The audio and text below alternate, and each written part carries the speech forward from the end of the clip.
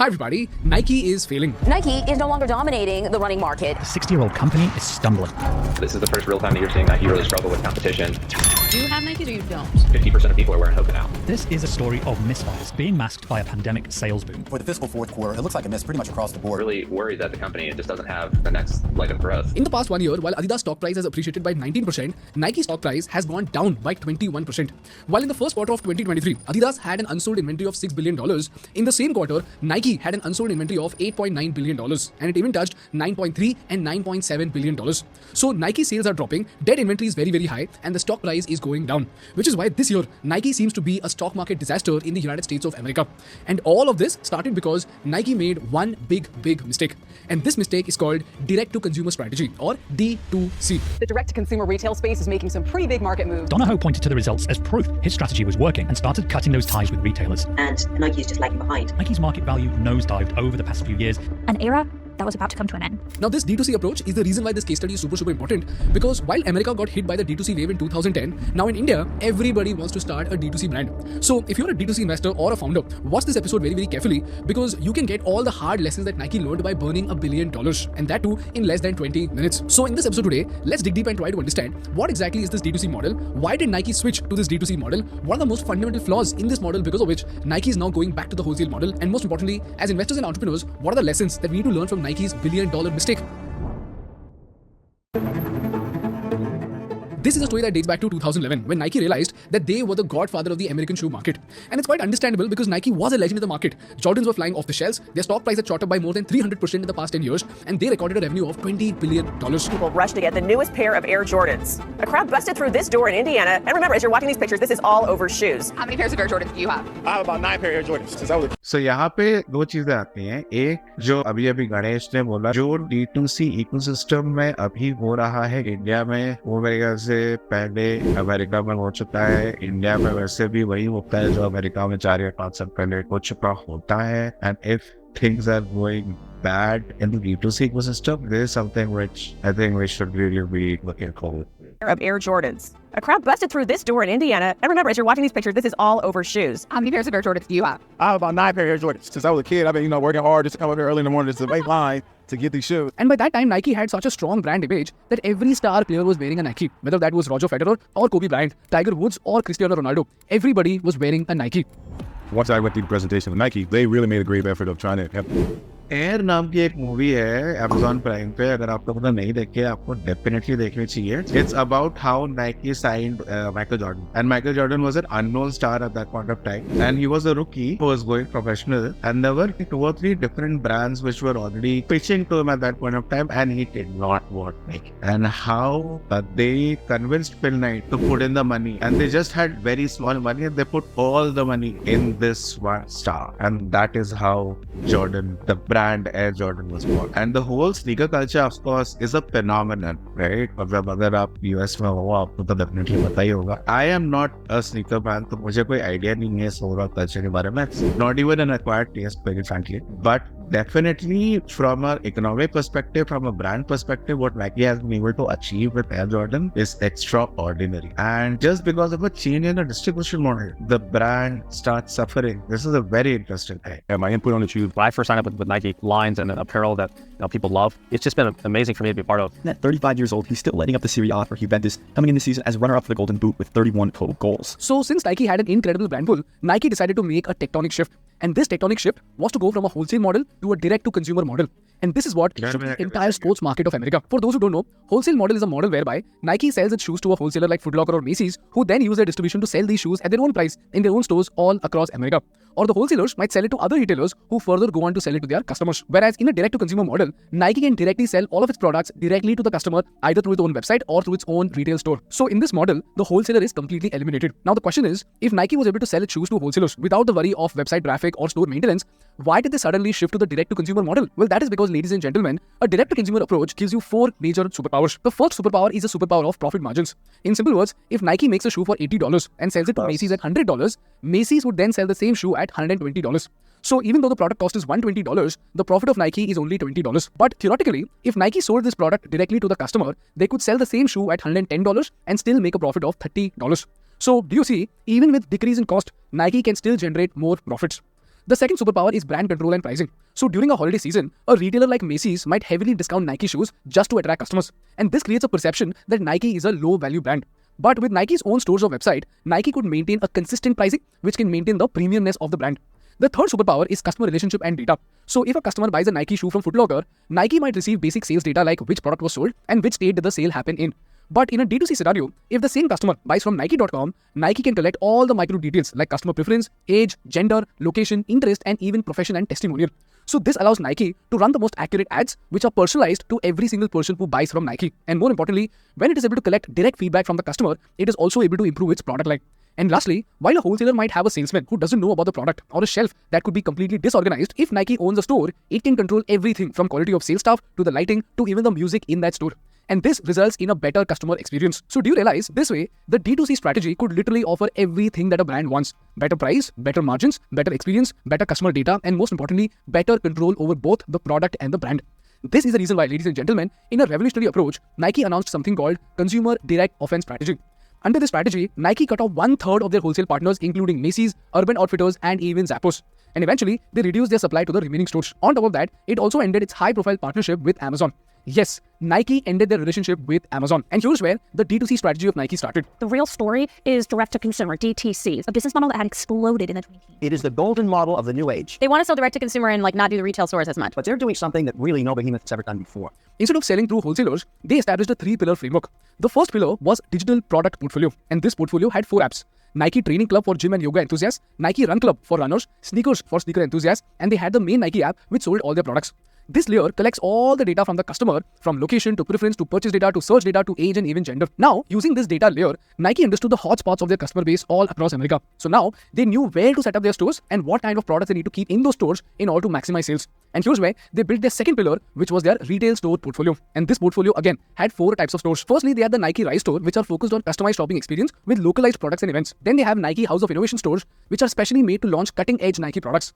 Thirdly, they have Nike Live, which are small stores which were designed for quick pickup and returns. And then they have Nike Style, which is specifically aimed at Gen Z consumers with a mix of streetwear and sports-inspired fashion. Then Nike had the third layer, which was the interconnection between physical and digital layer. So let's try to understand this better. You see, when a customer uses these Nike digital products, Nike is able to understand where is the maximum density of Nike customers. And then Nike is able to set up its stores. And here's where this third layer makes people use both the digital products as well as the retail stores. And eventually, it results into a virtuous cycle.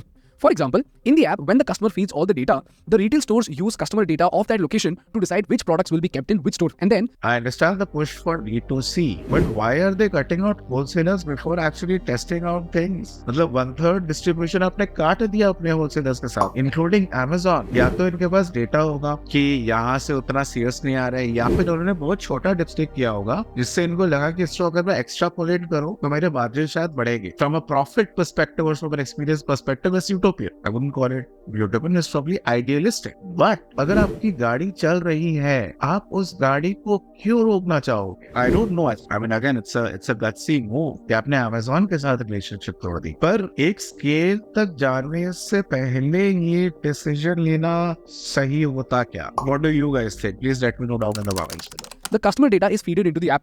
So when the customer walks in, Nike will use that data from the customer's profile to give customized recommendation to that customer based on the store products. And then for the products that are already there in the store, Nike has these QR codes which the customers can scan. So if you look at an Air Force One in a store, the QR code will tell you everything from what sizes are available, which other products will go well with that particular shoe, what is the review that the customers have given, and it will even give you similar recommendations based on that particular store's inventory. So your buying experience is enhanced by a large extent. And lastly, if you have the Nike app, you don't need to wait in the queue at all. You can simply check out from the Nike app itself. And this again feeds data into the Nike database. So if you see, this third layer helps Nike build an ecosystem where the customers use both the app as well as the store to feed rich data into the Nike database. At Nike's new flagship on 5th Avenue, the House of Innovation, you can shop 68,000 square feet of cutting-edge retail space without talking to a human. You take a picture of that QR code, and this entire look is loaded onto your phone. We are going to be allowing our consumers in the mobile app to buy product in their app and walk out without needing to talk to us. And this gives Nike 3 incredible superpowers. Number 1 is better inventory management and optimized product placement. For example, with the intelligence of evolving customer data, Nike will know which products will sell better and which products need to be produced more. For example, suddenly, if there is a trend of white sneakers in Brooklyn and a trend of Jordans in Manhattan, Nike will quickly send more Jordans to Manhattan and more white sneakers to Brooklyn. The second superpower is customer segmentation insight for better marketing. For example, if Nike understands that Brooklyn has gym and tennis enthusiasts and Manhattan has more yoga practitioners, Nike would sponsor समझ गया। तो basically ये data लेकर के इसको feed कर रहे हैं सिस्टम में और उसके बाद सप्लाई चेन को उसी हिसाब से ऑप्टिमाइज करेंगे। Tennis tournaments in Brooklyn, and they would place their products in the best gyms in Brooklyn. Similarly, they would organize more yoga workshops in Manhattan, and they would try out more yoga products in Manhattan. And lastly, when Nike So आपको अपने cohort, अपने segment cohorts के बारे में ज्यादा information पता चल रहा है from a psychographic profile as well. organizes these special events or sponsors tournaments that are close to the hearts of the people, it builds a sense of community, and eventually it would help them command loyalty from their customers. So as time passes, the database was expected to get richer and richer with better and better insights. Eventually, it was expected that this entire D2C ecosystem will help Nike pinpoint opportunities all across America, and it will help Nike make better decisions, eventually keeping it way ahead of its competition. This was a revolutionary framework that Nike designed to go all in with its D2C strategy. So do you realize Nike literally had everything to achieve success in its D2C model? They had a solid brand value, insane amount of data, millions of customers using the app to collect data, and $1 billion to make all of this happen all across America. So the question is, did they succeed?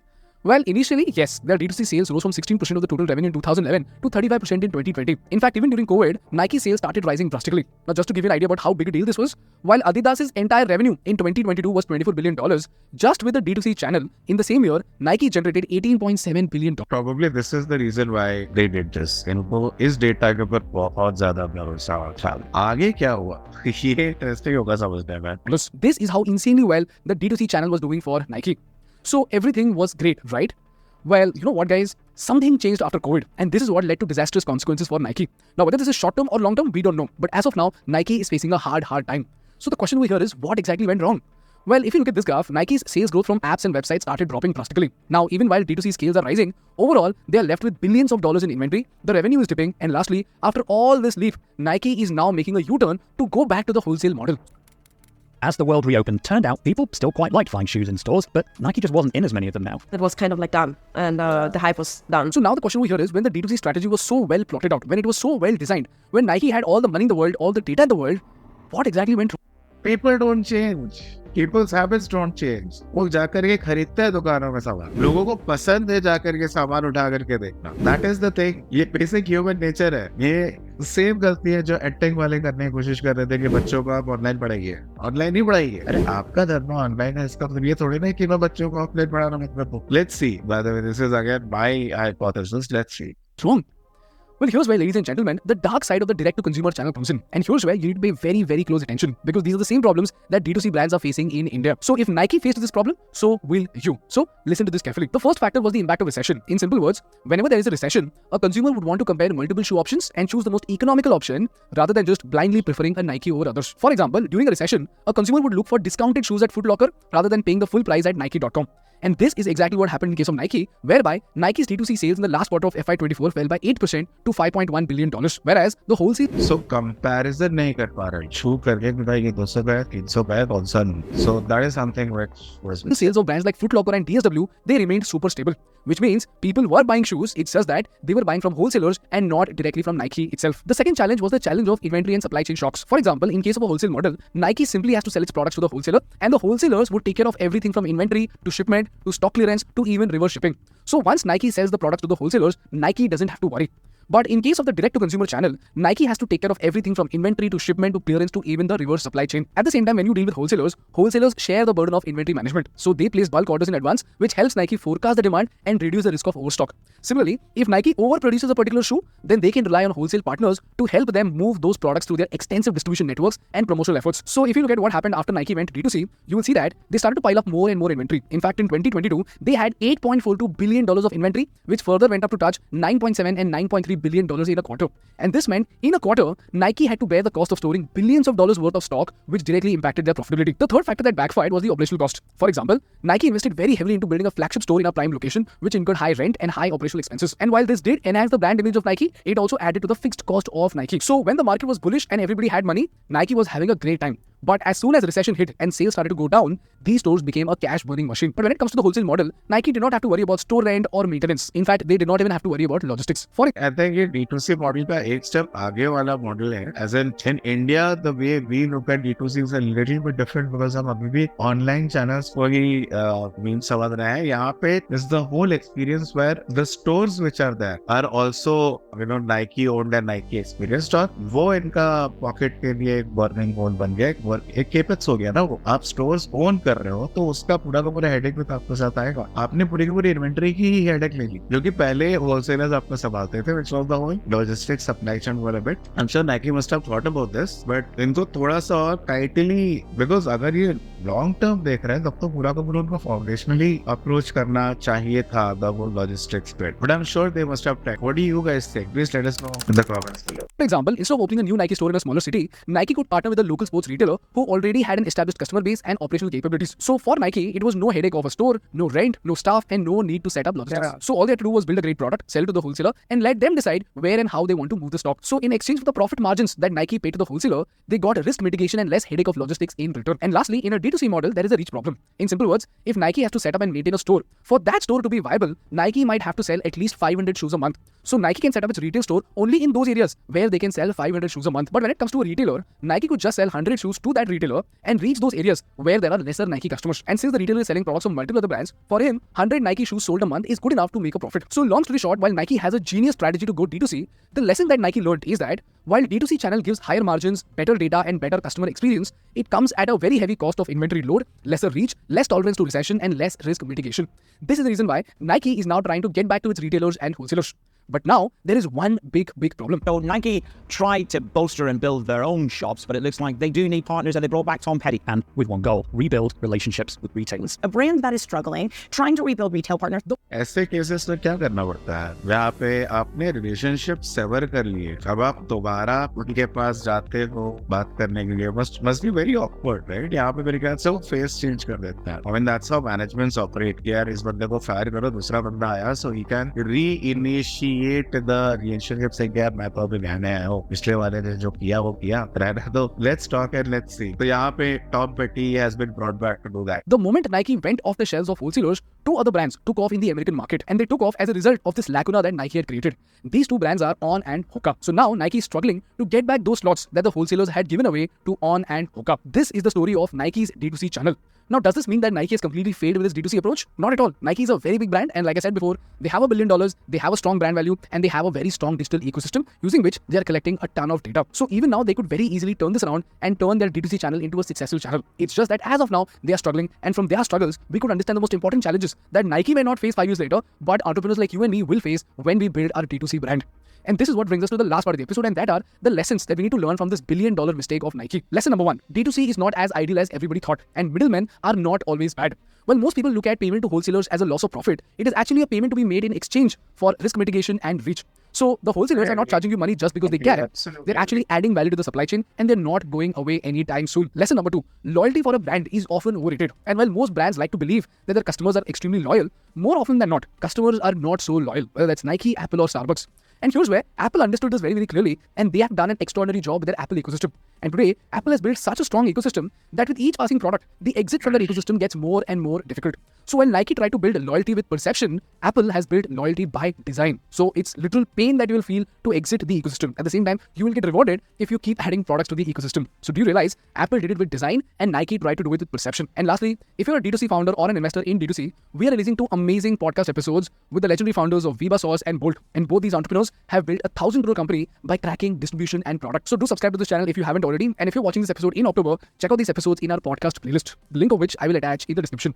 That's all from my side for today, guys. If you learned something valuable, please make sure to hit the like button in order to make YouTube Baba happy. And for more such... Please subscribe karo Ganesh ko, please subscribe karo King School ko. They do an amazing job, great analysis. I think the stage at which we are in the D2C journey of India, I think हम अभी भी वो early adopter वाले stage पे हैं. यहाँ पे अभी भी जो brands की mortality rate है, वो usually 3 से 4 करोड़ ARR के आसपास की होती है. Actually, that's what one of our investor friends had basically told us. And I think all the problems here are very well founded. And I absolutely agree with all the points that Ganesh here made. That एक तो यार, of course, brand loyalty is overrated. People switch. Of course, there will be loyalists. but वो loyalist हमेशा Pareto principle को follow करेगा. वो 80-20 की रहेगा. 20% से ज़्यादा तुमको एकदम hardcore loyalist बनाना impossible है. और in reality, the proportions are even worse. And one of the core insights of this case study is the fact कि भाई wholesalers are not that bad. I think वो आपका बहुत बड़ा headache logistics का,